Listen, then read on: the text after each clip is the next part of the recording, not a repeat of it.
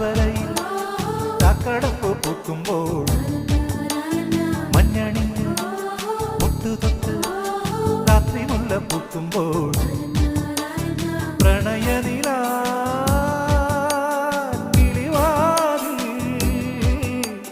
പ്രണയനില കിളിവാതിൽ മാറി തുറന്നതാരാണ്? ഒരു നൂറിത്തം കാതിൽ ചൊന്നതാരാണ്? കോടമഞ്ഞ് താഴ്വരയിൽ ചാക്കടപ്പ് പൂക്കുമ്പോൾ മഞ്ഞണിഞ്ഞ് ഒട്ടുതൊട്ട് രാത്രി മുല്ല പൂക്കുമ്പോൾ